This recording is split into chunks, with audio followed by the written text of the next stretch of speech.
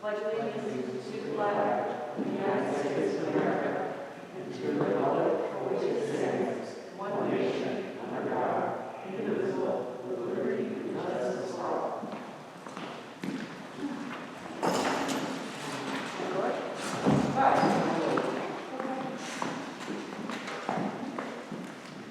Okay, up first we have the superintendent's report, and Dr. Romano is joining us via Zoom tonight.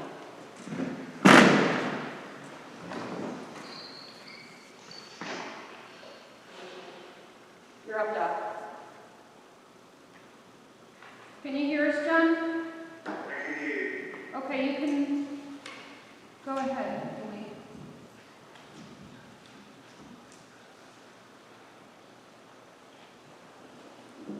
Is he waiting for you? The superintendent's report.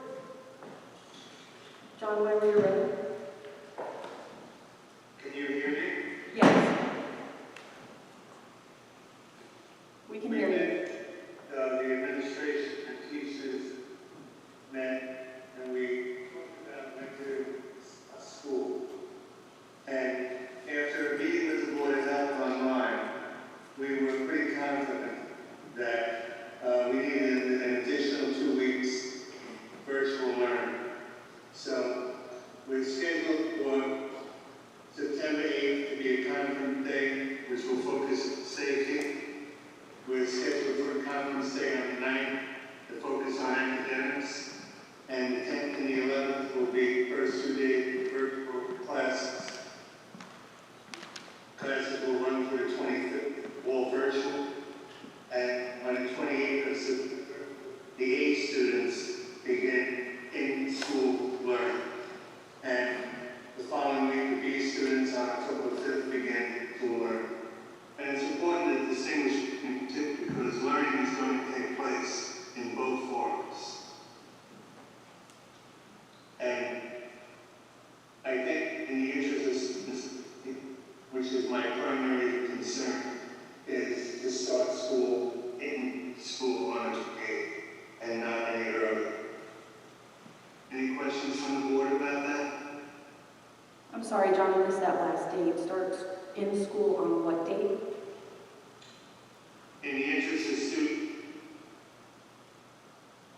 I don't see any other way but to wait a couple of weeks. And at the same time, teachers will be able to practice the virtual learning. And because one way or the other, this is going to be with us for some time. And I would like to give the teachers a good start. Any questions from the board? No?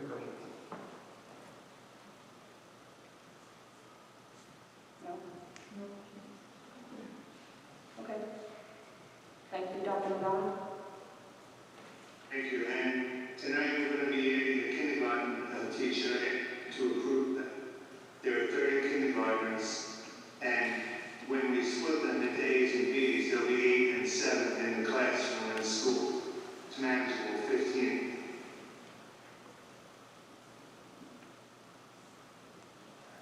Okay.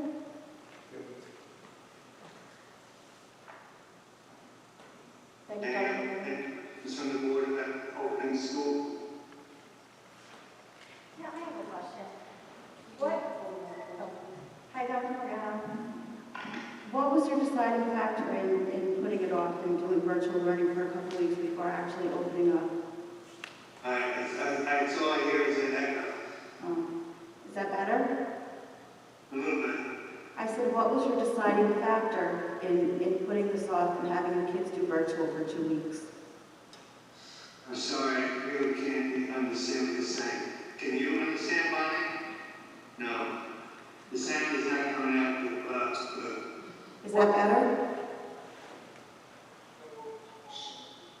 It's louder, but it's not clear. Is that better?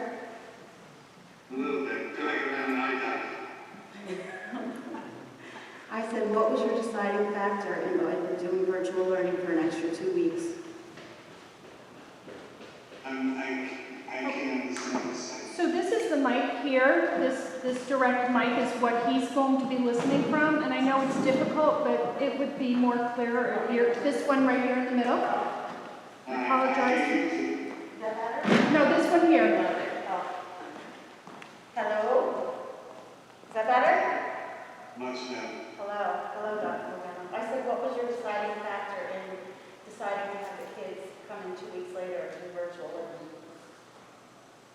I think we need more information regarding what to do if from the health department. I presented a couple of scenarios to them, and they are going to be working on handling these scenarios, but they're not ready yet.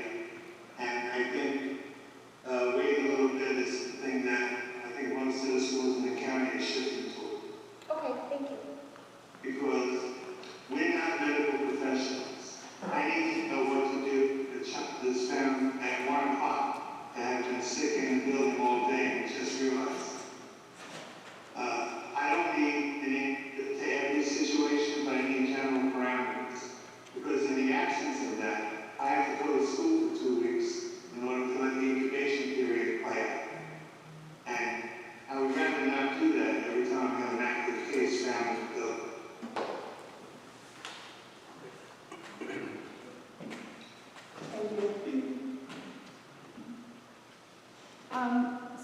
Some of the listeners are having a difficult time, and it seems like the echo may be coming off the mic. You want me to turn it off and project? If you can project, I can turn off the mic from behind, and you can hit that power button behind you, Scott, if you wouldn't mind, on the floor. Well, I hear you, Tina, loud and clear. Okay, so if we get rid of the mics, then I need you guys to project, so that, and then maybe it'll get rid of that echo. Okay, no problem. Okay, thank you. Thank you. How's this, Dr. Morgano? Much better? 100% better. Perfect. All right, so moving right along, we're going to go with the elementary principal report. Mr. Krebs? At the elementary school, we've been busy getting ready for opening of school. We've taken into account the 3 scenarios, the full in-person, the hybrid model, and the remote model.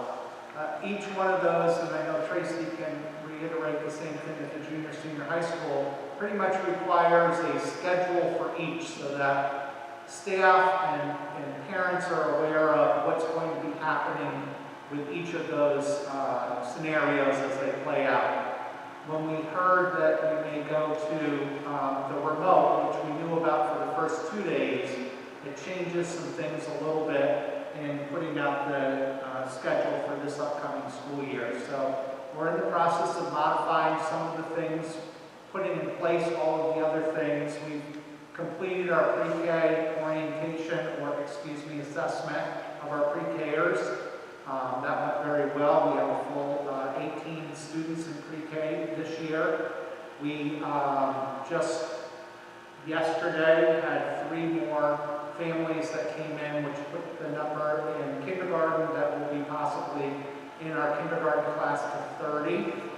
I know many of you were here when we did the analysis of the attendance, and this year I believe it was around that number, so I'm pretty confident that we'll be there.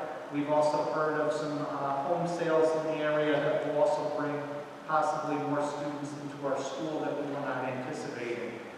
Those are all changes at the elementary school that we're diligently working on. Our building is ready. By next week it will be ready to have children in it and adults, and we're excited about our school year with all the challenges that we bring. Thank you. Thank you, Mr. Krebs. And Ms. Ferraro for the secondary principal report. Just to go along with what Mr. Krebs said, we have a huge thank you to our maintenance department. They have been working diligently to remove tables, extra desks, and everything to make sure that our classrooms are appropriate for social distance, to maintain the 6 feet in between students. And they have been really working hard because I've gone through every single classroom. Also, another big, huge thank you to Tina and the tech department because they have been inundated, again, trying to make sure that synchronous learning can happen as soon as school opens, making sure that we have equipment for staff and students. So I really appreciate all their work. Another big thank you to Mr. Lance. He has been running Google professional development for the staff members during this month so that in order to, again, make sure we're ready for the reopening of our schools and for academic success from our staff and for our students, which is the most important. The other thing I would like to say is a big hello and a welcome to Scott Anderson. He is here tonight. He is going to be a cleaner for us upcoming school year, so that is our new position that's actually pre-hired. And so we welcome you to the Eldred community. He's been a substitute cleaner and has always helped us out, so we're glad we can bring him in on full time. Upcoming dates. Next week, we have on the 19th and 20th, I'm excited for 7th grade orientation. For our newest kids into the junior, senior high school, we are doing it with social distance in mind. There are 4 total sessions, 2 sessions on the 19th, 2 sessions on the 20th, a max of 10 kids in each session. I will be meeting with the parents here, and then the 7th graders in each session can then take a tour, and we've got lots of stuff to give to them. And that includes, Chromebook distribution, parent presentation, getting rid of forms and all that fun stuff for when you come to a new school. I have scheduled grade level parent meetings to take place also next week.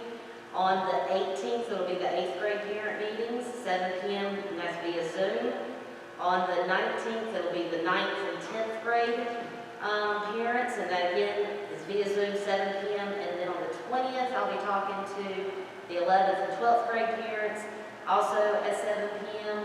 And they receive those links, but then I'll resend them out on Monday just to say, here it is again, because if their emails are like mine, they can get lost. And then the last thing I have is, actually a couple more things. Textbook supplies parent pickup for the junior, senior high school will actually be the 9th and the 10th. The 10th and 11th from 8 to 4 in the main office. And the last thing we have is we've posted a staff and community technology reporting form so that if there's any technology issues for any building for the entire district, they can report it, and it goes, the emails get generated to the tech department, and that is posted on our website, and the same as with our staff. So it's quick and easy response. We know what's going on with our technology, and we can address the issues. And then the last thing that was just set up this afternoon and will be posted on the website is our COVID-19 screening questionnaire form. That is for staff and students. And that is, they have to complete this before we enter the building, and the staff will get that via email. It will be posted on the website, same as with the students. Sent through their email, also posted on the website, but that has been finalized this afternoon. So that's one comment. You do it every single day, okay. So basically, while you're having your coffee, you do it remotely. If you are entering either building that day.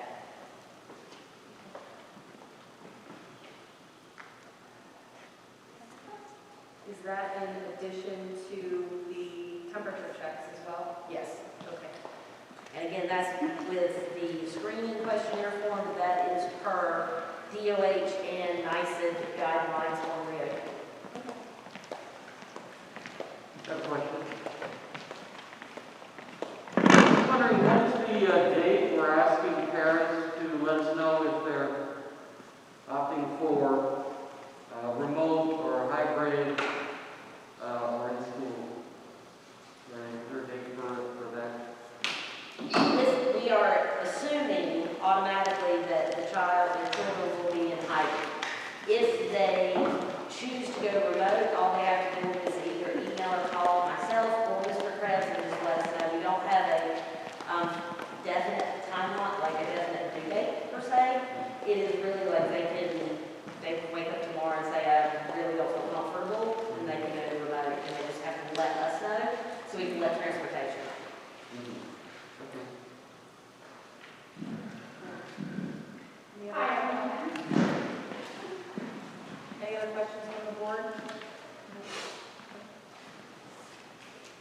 none, moving right along to the district treasurer report, Caleb.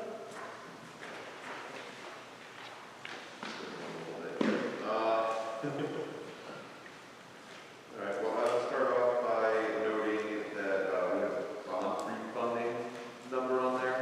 That is just a fancy term for bond refinancing. What's happening is we've got a bond that has a call date in December. It's not on Caleb because he powered the entire system down. Yeah, we're all down. Just speak up. All right, I'll just speak loud. Speak louder. So we have bonds with a call date in December, and interest rates are extremely low right now. So the estimated savings on refinancing our major bond is about $265,000. That is after the fees charged to us by our bond counsel. Now the actual range is between 270 and 310 before there are fees. So on the low end it could be 270, and that's because by the time we go through all this, that is you were approved at this meeting, getting into the newspapers, it has to be for the notice of estoppel, it has to be in there for I believe a month, and then we have to go through the ratings agency and get our bond rating. It was A minus back in 2018. It should be a little higher this time, but it's certainly not lower. And in that time, interest rates have changed, of course. But they don't typically fluctuate wildly, especially not on the upswing. So I think that would be a good idea for our school, and it would save us about $50,000 a year, every year for the next 5 years.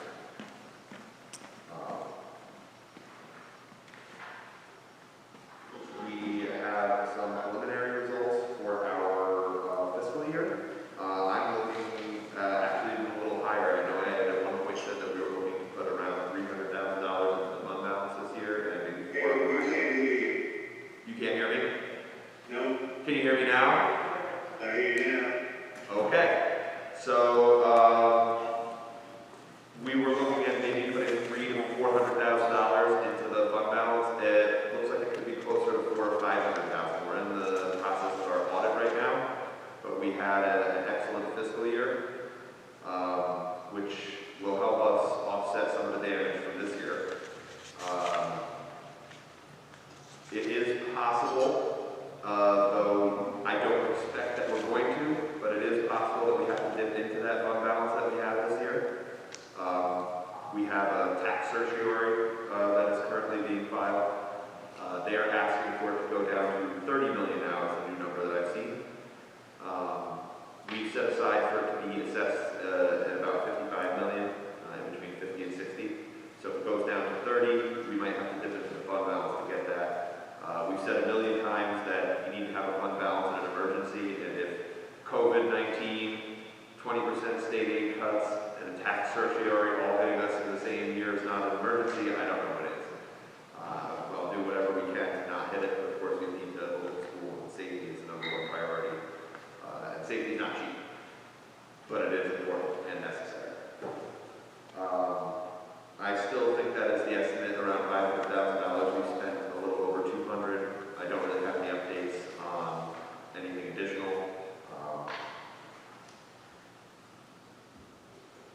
Our summer projects are moving along. The principals actually already spoke to that, so I'm just not going to repeat the same thing. Okay. We have a walk-on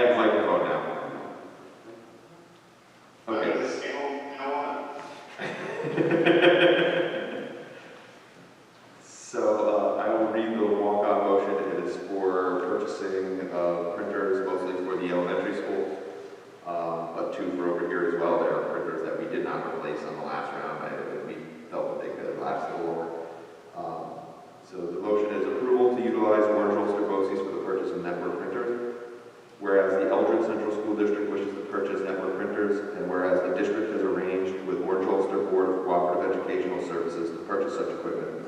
And whereas BOCES is providing this as a service to a public school district at the district's request. And therefore, it is hereby resolved that the superintendent of schools is authorized to enter into an agreement with BOCES to provide an installment purchase agreement for network printers. This installment purchase agreement will be for an estimated principal amount of $46,161 and financed over 48 months at an approximate interest rate not to exceed 2.7%. The maintenance agreement is a pooled agreement for $1,312.77. It includes 91,325 black and white copies per month and 17,460 color copies per month. Overage will be calculated on a semi-annual basis at 0.0045 cents for black and white copies and 0.05 cents for, 5 cents for color copies. The district will be billed by BOCES. I can't hear you. You have to stand at the mic. I apologize, but we're getting a lot of comments regarding, don't even use the mic you have in your hand. All right. Caleb, just confirm that 0045 is dollars, not cents. Oh, 45 is dollars. Okay. Sorry, it's 45 cents. Okay. Towards the mic, please. I apologize. It's a little light. Okay. Whereas the Eldred Central School District wishes to purchase network printers, and whereas the district has arranged with Orange Ulster Board of Cooperative Educational Services to purchase such equipment, and whereas BOCES is providing this as a service to a public school district at the district's request, and therefore it is hereby resolved that 1. The superintendent of schools is authorized to enter into an agreement with BOCES to provide an installment purchase agreement for network printers. This installment purchase agreement will be for the estimated principal amount of $46,161 and financed over 48 months at an approximate interest rate not to exceed 2.7%. The maintenance agreement is a pooled agreement for $1,312.77 and includes 91,325 black and white copies per month and 17,460 color copies per month. Overage will be calculated on a semi-annual basis at $0.0045 for black and white copies and 5 cents for color copies. The district will be billed by BOCES. Is that a motion? Any discussion? Is it making a motion? We have a motion to approve? Yes? I'll second the motion. Any discussion? I just was curious about the number of copies. It's so specific. How did we come up with 91,325? We have software that lets us know how much our average monthly copies are for the year, and those are the numbers that they use. Actually, slightly less, we took a little bit off because you can buy it at the same rate, but it's Okay. more or less that's what we use per month. A lot of copies. That is a lot of copies. Okay. But I'm told it's actually not that many. Because it looked like a lot to me when Only you said tiny it ones. sold a lot, so it's really not. Okay. Not that much. Any other discussion from the board? No. Okay, we'll take a vote. Okay, we'll take a vote on the walk-on motion. Ayes? Aye. Aye. Ayes have it. The walk-on motion has been approved. Okay, I have a second, much larger one, Okay? which I'll try to read quickly because it is mostly legalese.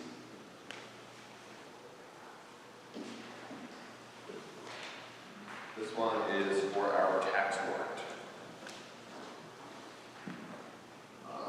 Which is more or less that. Towards the mic, please. So this one is for the tax warrant.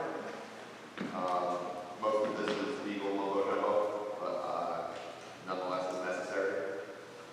Is approval upon the recommendation of the superintendent of schools of the following motion concerning the tax warrant for the 2020-21 fiscal year. Whereas Chapter 73 of the laws of 1977 amended Section 1318 Subdivision 1 of the Real Property Tax Law, and be it resolved as follows. To the collector of Eldred Central School District, Town of Highland, Lumberland, Tustin, and the County of Sullivan, New York State, and Town of Deer Park, County of Orange, New York State, you are hereby commanded to give notice and start collection on September 1st, 2020, in accordance with the provisions of Section 1322 of the Real Property Tax Law. To give notice, the tax collection will end on November 25th, 2020 at 12 o'clock midnight. To collect taxes in the total sum of $12,181,397.46 in the same manner that collectors are authorized to collect town and county taxes in accordance with the provisions of Section 1318 of the Real Property Tax Law. That's $12,165,897.46 for the school, including STAR, and $15,500 for the public library. 4, to make no changes or alterations in the tax warrant for the attached tax roll, but shall return the same to the Board of Education. The Board may recall its warrant and tax roll for correction of errors or omissions in accordance with the provisions of Section 1316 of the Real Property Tax Law. 5, to forward by mail to each owner of real property listed on the tax roll within 10 days after the start of collection a statement of taxes due on his or her property on tax bill forms provided by the school district in accordance with provisions of Section 922 of the Real Property Tax Law. To forward by mail without interest or penalties to the office of the county treasurer a detailed tax bill of all state land parcels liable for taxes on the school tax rolls in accordance with provisions of Sections 504 and 544 of the Real Property Tax Law. And 6, to receive from each of the taxable corporations and natural persons the sums listed on the attached tax rolls without interest and penalties when such sums are paid before the end of the first month of the tax collection period. To add 2% interest penalties to all tax collected during the second month of the tax collection to account for such sums as income due to the school district.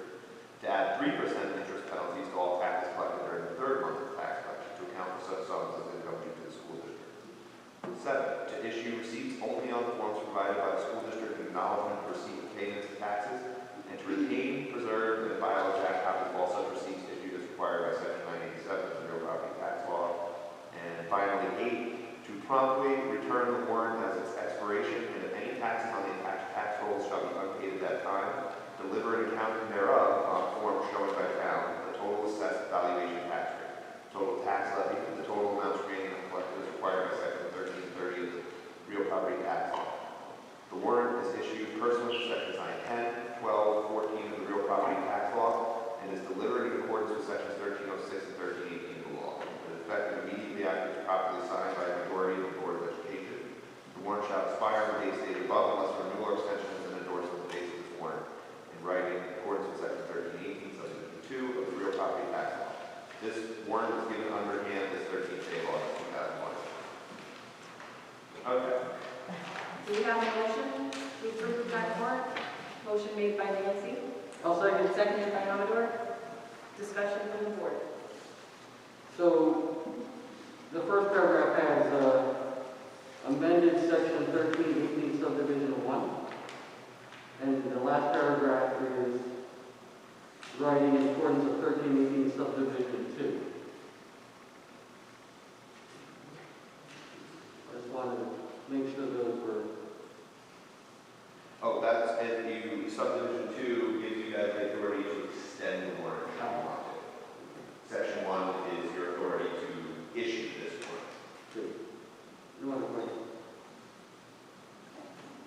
No other discussion, seeing none, let's call a vote on the tax warrant. And all the ayes? Aye. Aye. The motion passes. Thank you, Taylor. And if you have any questions on anything else? Now we're up to the board president report, and in his absence, he has not given me anything to address, but I would personally like to address the fact that these are very trying and unprecedented times. Because of that, we need to kind of exercise a little bit of patience. It's not a perfect system. We've gotten next to no guidance from our governor. So we are moving forward in the interest of the safety of our students, and we'll make accordingly make adjustments as we need.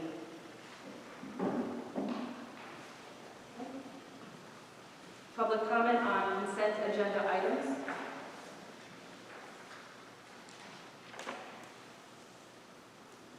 I'm curious about something. Yes. You were talking about your overall costs in terms of printing and whatnot. Do you go through a bidding process, or do you check more than one source before you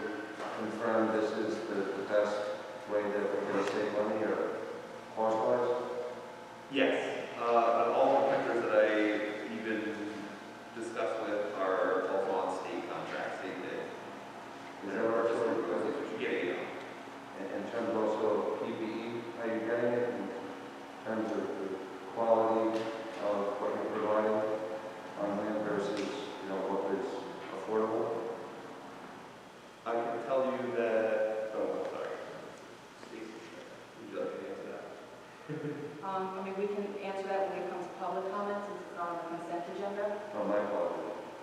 Sorry. I'm sorry, thanks, Andy. That's okay. Okay, so public comment is done.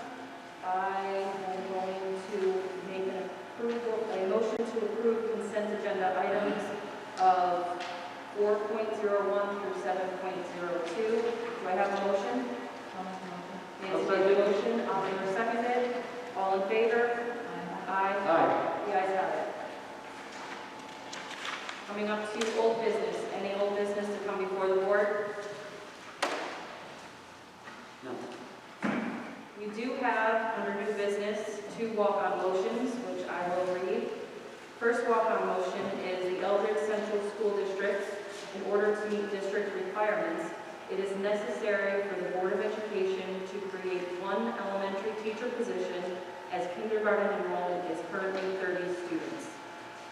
Now therefore be it further resolved as follows: teaching staff position will be established for 1 elementary teaching position. Do we have a motion?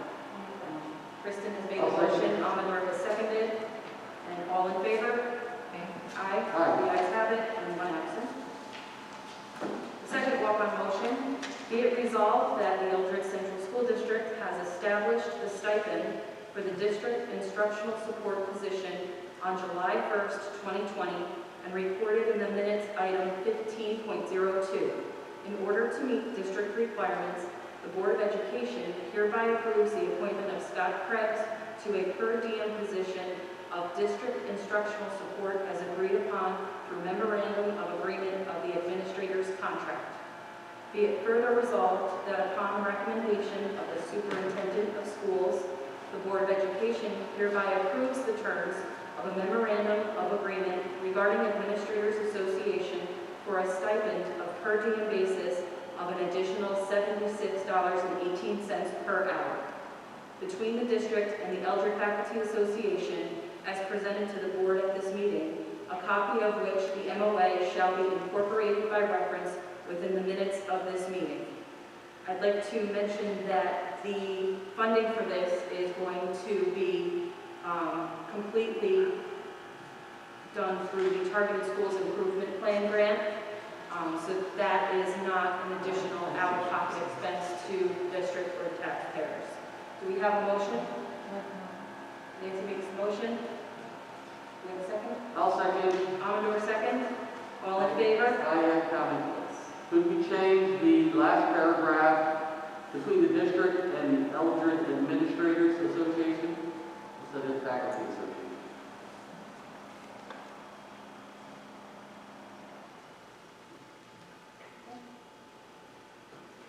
We'll make that change.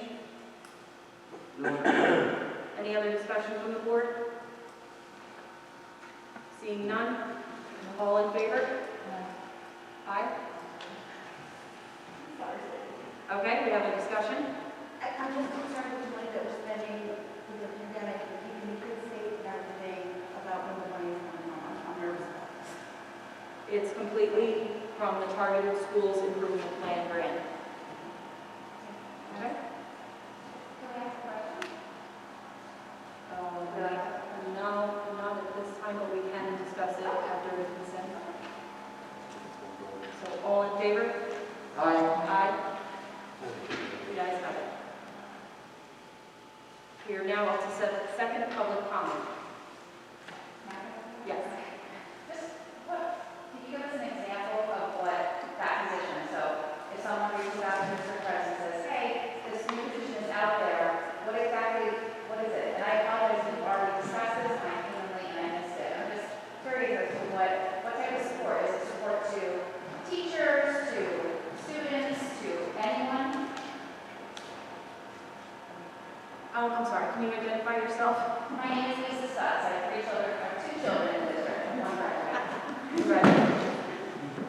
So this position is actually to improve academic outcomes, and it really is a support position mainly for the faculty and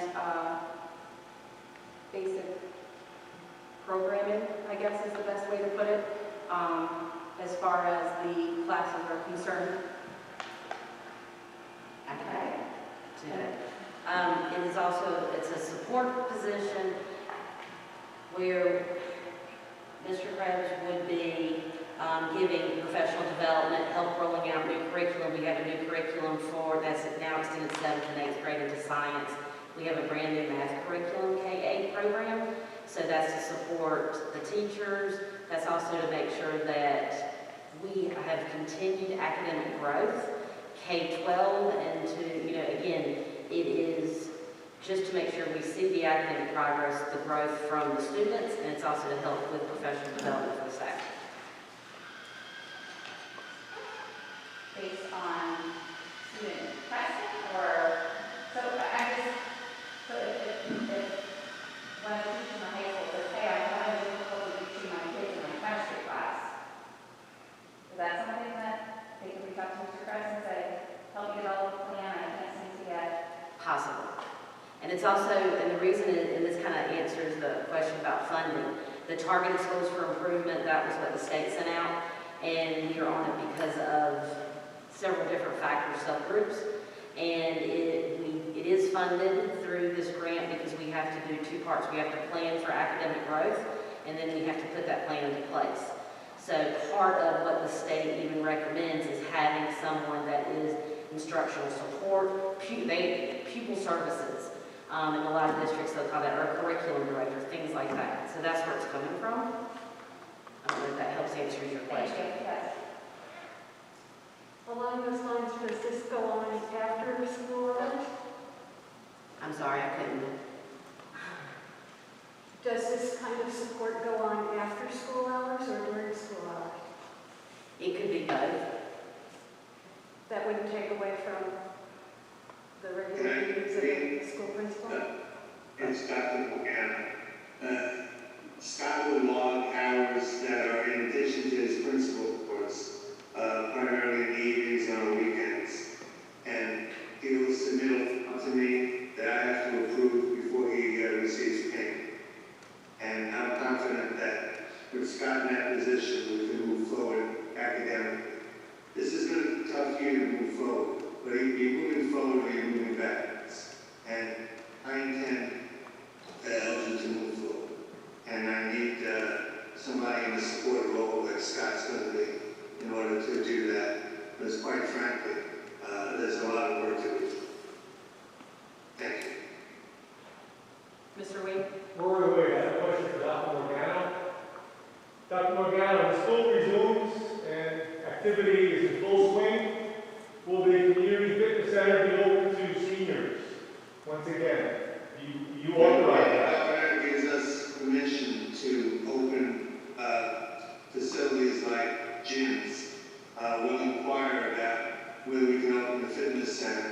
And Well, when the students come back, they will not be having music and art in the gym?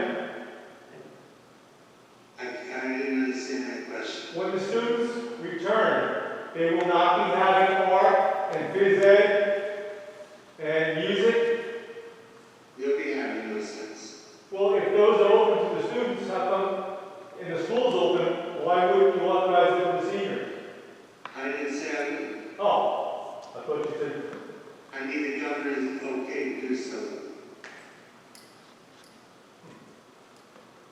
But it would make sense that it would be open. yes, it would. Okay, thank you. You're welcome. You have one online public comment, I don't know if you can read that. Not that far. Okay, the comment is, will Susan Wheeler still be coming in to help at her stipend rate of $500 a day, or is this Scott's job now? I believe she'll be working with us, but not as many hours as she has in the past. Thank you. Any other public comment? I don't see anything on there.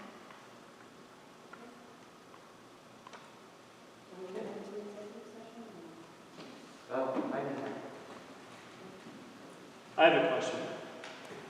My name is Arthur Cooper. I have a kid in high school and a kid in elementary. Due to the COVID-19, Are the kids, I'm sorry if I didn't read any emails, I'm just coming in here on a whim. Are the kids going to be required to have a COVID-19 test prior to going into the start of school?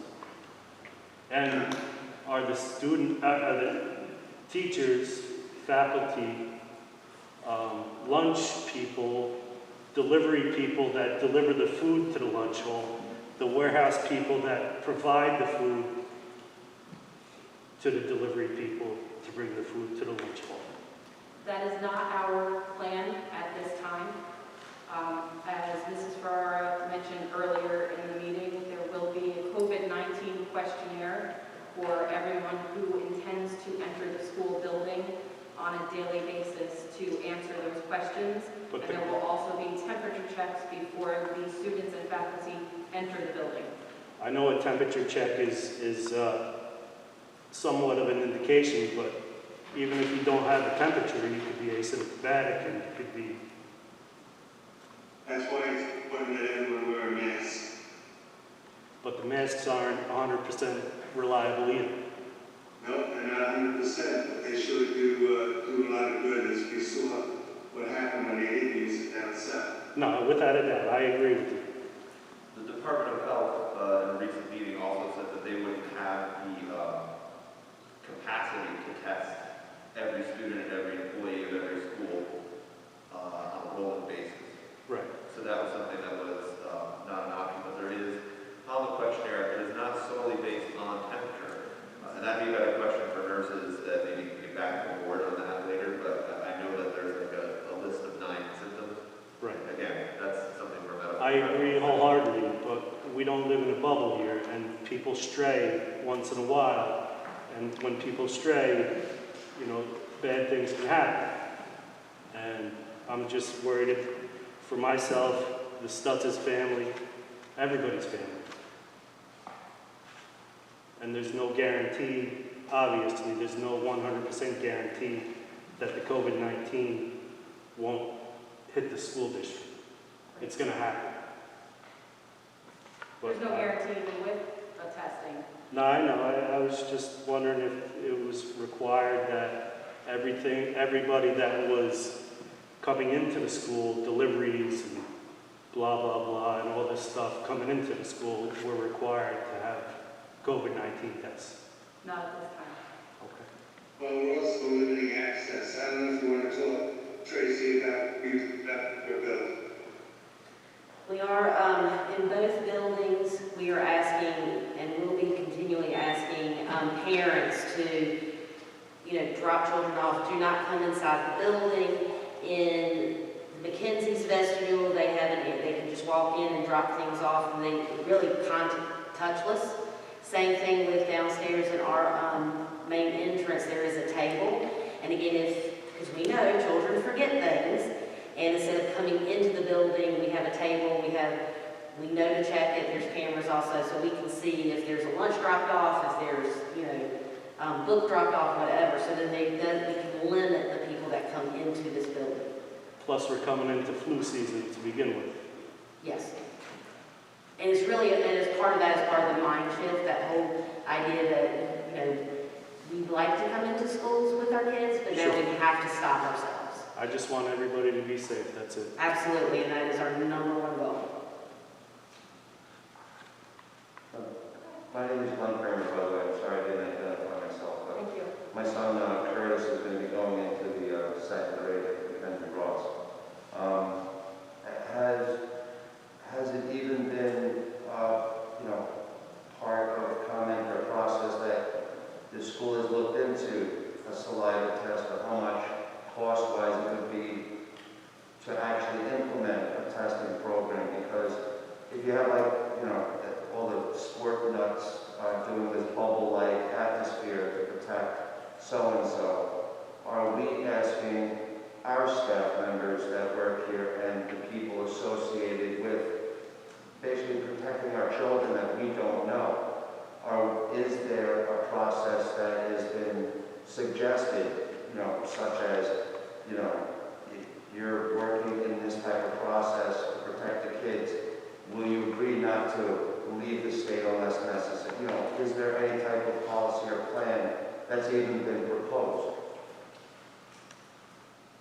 Part of the questionnaire, the screening that they have to do on a daily basis, one of the questions is if you have traveled to any of the states that are listed currently on the New York State Department of Health from Governor Cuomo's office, that you have to answer, yes, I've traveled. As soon as you answer yes, there's several questions, then we ask you not to come in. So that might kind of help with your travel question. Well, yeah, I even called earlier to even ask about if we did have a student or staff member test, is there a contact tracing policy or program that's even been discussed from the Department of Health or, And that was one of the reasons why we had a meeting with Public Health, is to find out exactly what are our procedures. And that's currently in progress right now, establishing procedures. They're in the process of figuring it out themselves. Right. And that's one of the reasons why we need to do more weeks of online only, so we're ready for the kids. The health department right now is not ready. I'll just close with to even be hearing this when we're so close to trying to start the school year that, gosh darn it, none of this was even set in stone remotely. Until X amount of days do we want to try to put the most important things in our lives in a potentially very high-risk scenario. It's just, I felt compelled to come down and ask these questions, just so that at least I knew I got it off my chest that I did everything I could to at least voice my concerns, and to even see if there was something like, oh yeah, we are going to work on it, as the doctor said. It is a work in progress. It's just, I can't see why it wouldn't have been second nature to say, okay, go down to CVS, they're doing the COVID testing, and have each one of them, at least preliminarily, okay, everyone is starting from a fresh slate with Petri dish. So that is something that was definitely discussed. That with the health. You're gonna talk about it? Oh, sorry.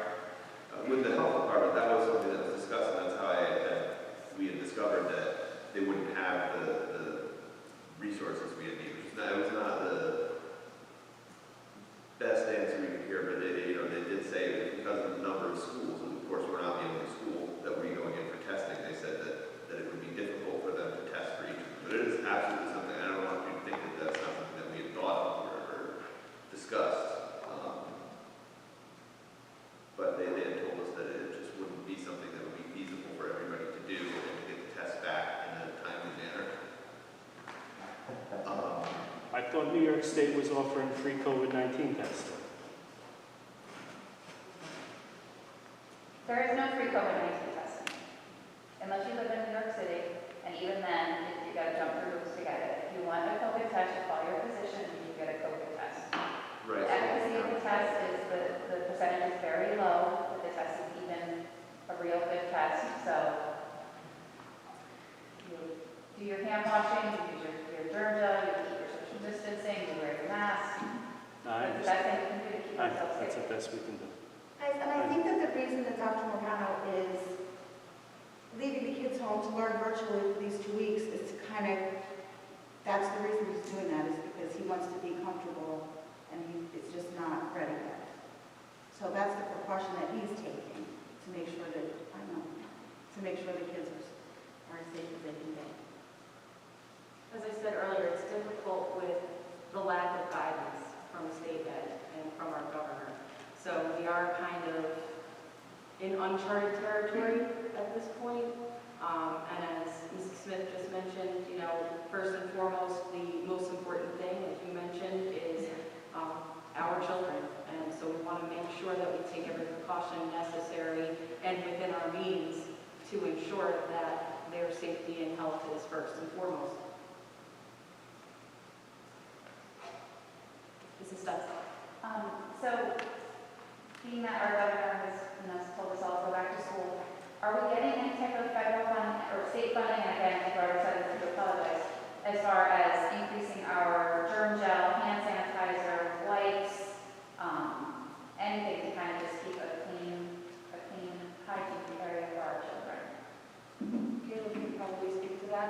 Yeah, so not really. So what they've done is on a number of grants, but then of course this is a plan, something that you're going to use that grant for anyway. They've expanded your use. You know, so they'll say something like, well, Title I grant can be used for things like that, but of course that means that you need to come up with the money for what you were going to use the Title I grant for. There was some money given by the federal government for it. What the state did with that was they reduced our aid by an equal amount. That was not the 20% decrease. So that's, I actually have like 100 emails coming for that, for this gear money that we're supposed to get. It was about $172,000. But what most people don't know is that they reduced our aid by $172,000 immediately. So yes, I have $172,000 for equipment, but I have $172,000 less from the state. So the federal government gave us a grant of $172,000 Yes. for the purpose of buying hygiene, sanitizer, wipes, whatever, and then the state said, okay, we're going to reduce your funding by that amount. Correct. Okay. Just wanted to- It's online. If you go online to the state's website, you can type in NICEAD, state aid, you can put in any school you want. It's got a state aid run of what their estimate is. At the very bottom of the total, you'll see something called a pandemic adjustment, negative X amount. And then below that, you'll say, here's your federal gear money for an equal amount. So it's just like an in and out thing. Now, what's not clear is they said they're going to cut us 20%. I don't know if that's part of the 20%, if that 172 that they cut is part of it. Because then that is an actual $172,000. But if it's not, then, and that hasn't been in time to be clear yet, so I don't know. So I haven't gotten any kind of dedicated funds yet. There are little grants here and there all over the place that I'm looking to try to get, but no, I haven't gotten anything from the federal or the state government that said, here's money for, specifically for you to get PPE. They all talk about it. So have you purchased hand sanitizer and wipes, since there's a shortage everywhere? Yeah. We purchased and we have, We have enough for at least 4 months right now, and I'm still ordering. There's stuff on back order. I think we had 6,000 masks last time I talked to Troy. We have a number of Clorox wipes. We have hand sanitizer. We have face shields. We ordered gowns. He told me that they were coming in this week. And I, call vendors weekly to see when things are coming. But, If you have a limit for what you spent so far, an estimate was around 212,000 or so. It hasn't really changed from the last time. We still get the same amount of stuff. And that's over what we had budgeted for equipment. and as soon as we get a mask, they have a bus somewhere, they don't have one at their home. Yes. There will be masks on bus, masks in classrooms, masks at school.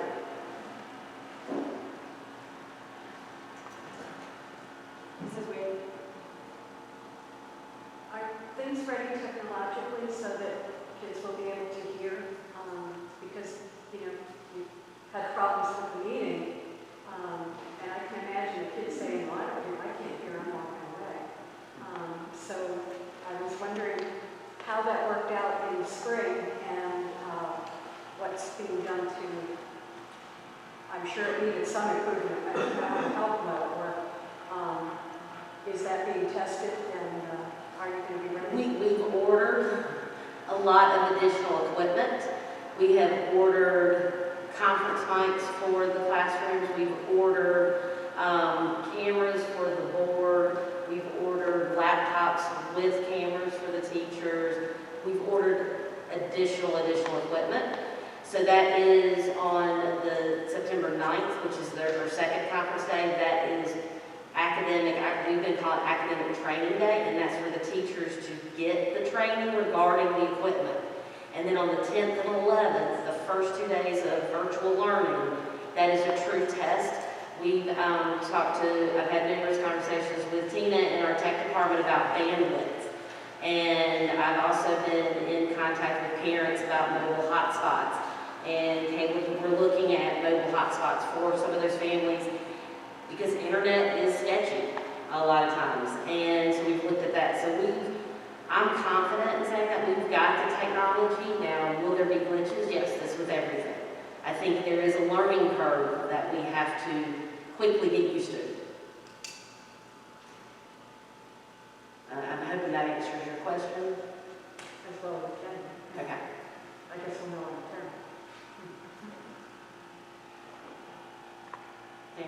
I'd just like to add that, so right now we're in an atmosphere where we're in a very large gym. We have an echo, and it's difficult for people at home to hear. But we're hoping that classroom sizes are much smaller, locations, you know, we're not going to have to project the way we project now for people at home to hear us. So it is a matter of getting teachers to be aware that they need to project, and I'm sure they do in class when they're speaking with their children. It's hard for us here. We all have masks on, we're trying to be, you know, considerate of each other, and we have one mic in the middle of this big room. So it makes a huge difference when you're put in a smaller, you know, a smaller room. We have high ceilings, we have the outside noise, we have echo from mics. So I'm hoping that, you know, we will be prepared, and it's a learning curve, and like Tracy said, we'll work with it, and the issues that come across, we'll address them as quickly as possible. I don't know if that helps.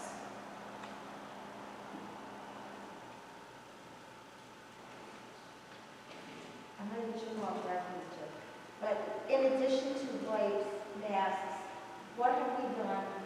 I'm reading about like UV lights, classroom disinfect, and disinfecting bombs and backpacks. Have we done any of that? We did talk about that at our last meeting, so Kayla, can you speak to the details on that? Yeah, Tracy can even elaborate a little bit on some of it. The foggers we do have, they're a big part of the deep clean at night, not during school, so they disinfect each room. And we have increased our filtration capacity, so MERV is the standard, and you know, pick number MERV 4, MERV 8, and we've doubled the capacity in each of the buildings for that filtration system. And we are looking at the UV light thing. That might be harder to implement, but we've doubled our filtration capacity because that was a concern, air circulation. We've also done air testing, air quality testing, in the high school now. I believe they're going to your building, Scott, soon. So they're going to do a before and after. We're going to do, here's what your air quality was before we do this. Here's your air quality after the filtration system. So yes, we have done things other than just the basic PPE. Thank you. There are a few miscellaneous questions that have come in. Okay. Let me just scroll up a little bit. So can you confirm the textbook pickup for the 8th grade? The textbook pickup for the junior, senior high school will be the 10th and 11th, 8 to 4. Thank you. And if there is, those times do not work with you, please email me, and then we will make sure that you get the supplies and textbooks you need. So we have a request, would there be a possibility to do a small test with a few families who may be willing to test the technology out prior to school? That's a question that came through. We're actually going to test it on the 10th. That's part of the academic training, when we're going to have all the teachers in their classrooms. And there's going to be like a teacher group and a student group, so that'll be our first test as far as remoting in as a student. Teachers doing live teaching, and then we're going to flip groups. That will help, one, with the teacher training or their level of comfort of doing remote live teaching at the same time as physical teaching. And so that will be on the 9th. And then that's going to be our first test. Okay. The next comment is, I understand the physical aspect of reopening plan. Is there an emotional plan being made to coincide with the physical? I feel sooner or later the social emotional aspect of the pandemic for the kids will outweigh the physical. How does this deal with the women in need? I spoke to Zeta Kurtzman, who's the CSD chief, and asked her to hire people to do things so that our colleges can be free to interact with the children that will need help. And there will be children who need support.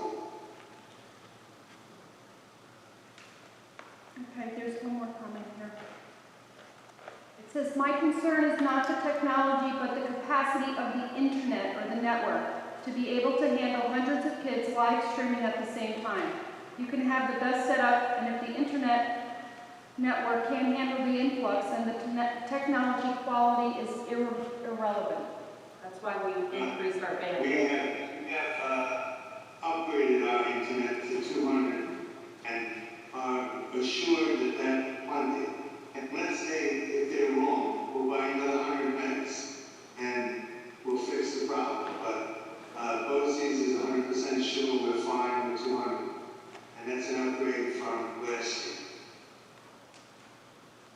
Do you want me to keep going?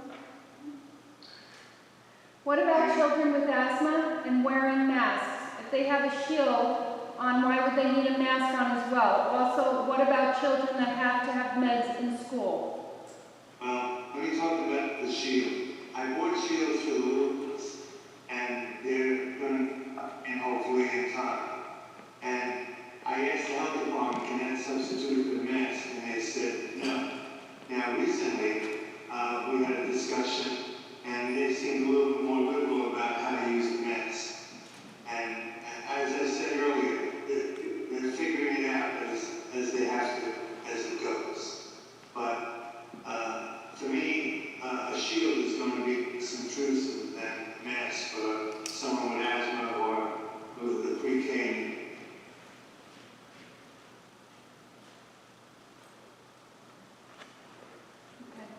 So there's, I guess, somebody who's frustrated with streaming at their house, and they're only getting every other word, and they can't imagine, children and college professionals trying to do this every other week. So it's just a comment, basically, with the frustration. I gave a suggestion that someone had earlier to test it. We will test it in some way on Monday. Okay, I think we're good. Are we good? Okay. So at this time, I think that we are ready to close the meeting. Okay, we have one more question. This might be a bad time to ask this.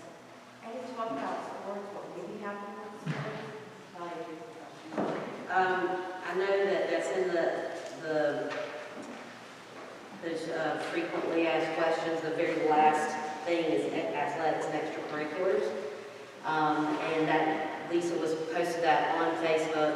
And what has come down is we're Section 9 of, I would say, nice whistle, but that's our athletic association. And they have delayed the start to September 21 for contactless sports. So then they have it set up like different phases and things. So as far as certain sports, if it's contact sports, no. If it's without contact, it's a possibility. And then again, if there's something happening in the fall, they have to move it. It'll be moved to January. We're still going 3 seasons. So right now, they're just saying delayed open. Delayed start of sports.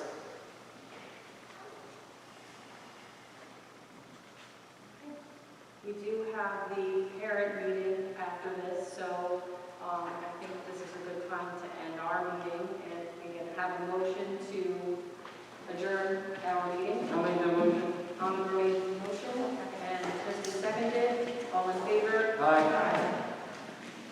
If you'd like to stay for the